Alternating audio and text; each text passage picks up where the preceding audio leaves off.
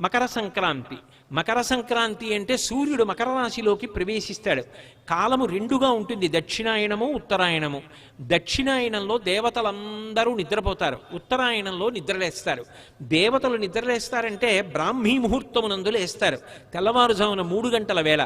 దేవతలకి తెల్లవారుజాము వేళ అంటే అది పరమ పవిత్రమైనటువంటి కాలం. అందుకే ఉపనయనాలు, వివాహాలు, దేవతా ప్రతిష్టలు ఇవన్నీ ఉత్తరాయణ పుణ్యకాలంలో జరుగుతాయి. ఆ ఉత్తరాయణ పుణ్యకాలంలోకి సూర్యుడు ప్రవేశించగానే మజ్జనం దానికి ప్రాధాన్యత. సాధారణంగా స్నానం చేసేటప్పుడు ఏం చేస్తాం? చెంబుతో నీళ్లు తీసి తల మీద పోసుకుంటాం.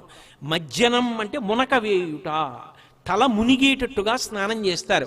జీవనదులలో కానీ పుష్కరిణులలో కానీ స్నానం చేస్తూ ఉంటారు. తల ముంచి స్నానం చేస్తారు, దాన్ని మజ్జనం అంటారు. స్నానం చేసి దేవతా సంబంధంగా, పితృదేవతా సంబంధంగా, జీవ సంబంధంగా అభ్యున్నతిని